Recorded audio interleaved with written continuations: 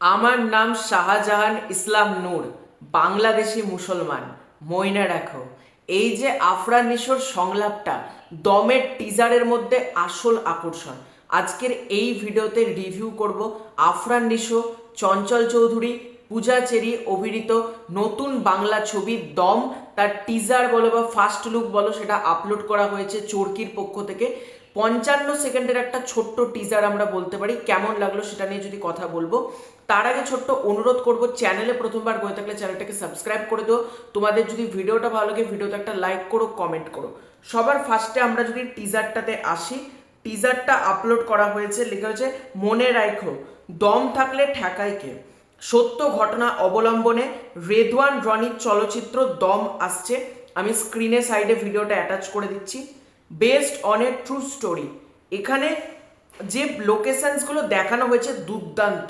মানে আমি তোমাদেরকে জানিয়েছিলাম আফরান নিশোর এই ছবির মধ্যে ব্যাকগ্রাউন্ড বা লোকেশনগুলো দুর্দান্ত লাগবে, যে পাহাড়ে ঢাকা জায়গা, মরুভূমি। এখানে আমরা যাদেরকে দেখতে পাচ্ছি সম্ভবত বিদেশের লোক, মানে সেটা হতে পারে মানে বিদেশের কোনো লোক, বা এনারাও কিন্তু মুসলিম, মানে যেটা বোঝা যাচ্ছে। কিন্তু এরা বাঙালি বা বাংলাদেশিদেরকে পছন্দ করে না। যে আফরান নিশোকে তারা ধরে ফেলেছে কোনো একটা কারণে, এবার তাকে গাধার পিঠে চাপিয়ে টানতে টানতে নিয়ে আসছে।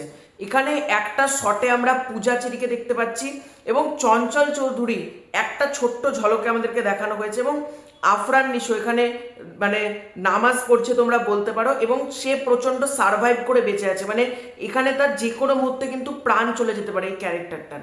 এবং আমরা একের পর এক দেখতে পাচ্ছি, এখানে আমরা চঞ্চল চৌধুরীকে একটা শটে দেখতে পাচ্ছি, তাকেও দুজন কিন্তু বন্দুক হাতেই ধরে নিয়ে আসছে। অর্থাৎ চঞ্চল চৌধুরী সেও কিন্তু এই যে এই সকল বিদেশিদের হাতে কিন্তু অ্যারেস্ট করা, মানে তারা কিন্তু ধরে ফেলেছে চঞ্চল চৌধুরীকেও। এবং এখানে একটা জলের ওয়াটার সিকোয়েন্স করা হয়েছে, মানে এটা বাংলা সিনেমাতে এইরকম টেকনোলজি আমি আজ পর্যন্ত দেখিনি।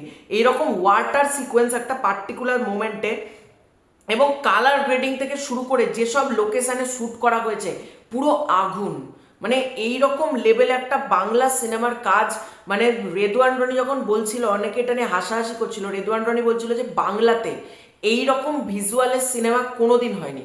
আজকের টিজারটা তার জলজান্ত প্রমাণ। 55 সেকেন্ড যদি এই পরিমাণ ব্লাস্ট ঘটাতে পারে, গোটা টিজার গোটা মুভিটা কি হবে? আমি আমি খালি এটাই ভাবছি, 55 সেকেন্ড যদি এত মারাত্মক হতে পারে, তাহলে গোটা মুভিটা কি হতে পারে। এবং একটা ব্লাস্টের সিকোয়েন্স দম আনটিল দ্য লাস্ট ব্রেথ।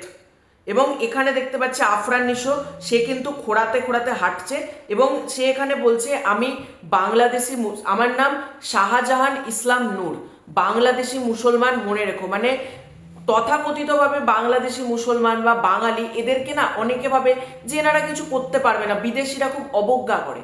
কিন্তু আলটিমেটলি বাঙালি বা বাংলাদেশি বা বাংলাদেশি মুসলমান বা যেটাই বলো না কেন, আমাদের মধ্যে বা এই যে বাঙালি জাতিটার মধ্যে কত বড় যে বোম থাকতে পারে, তার বিদেশিদের কিন্তু কোনো আইডিয়া নেই। এবং সেইটা নিয়ে কিন্তু গল্প। এবং দম সারভাইভ, মানে যত বিপদ, একটা বিপদগ্রস্ত একটা জায়গা, যে কোনো মুহূর্তে প্রাণ চলে যেতে পারে, কিন্তু দম থাকলে, আমার যদি ভেতরে দম থাকে, আমি যদি এই লড়াইটা কাটিয়ে উঠতে পারি, তাহলে এমন কোনো শক্তি নেই যে আমাকে ঠেকাতে পারে।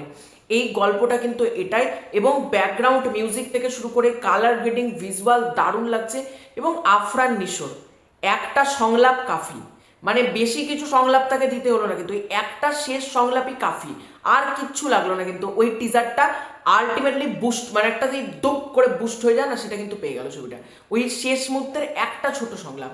এবং আফরান নিশো সে চোখ দিয়ে অভিনয় করে, তার অভিনয় দুর্দান্ত লেভেলের, তিনি একজন অভিনেতা। আমার তো এক কথায় দমের টিজারটা বেশ ভালো লেগেছে। ঈদে কিন্তু ভালো খেলা হবে। হ্যাঁ, অনেকে দমকে হালকাভাবে নিচ্ছে। Prince, Dum, Rakkhosh, Bonolota Express, Pressure Cooker, প্রতিটার কন্টেন্ট কিন্তু এক কথায় দারুণ হচ্ছে।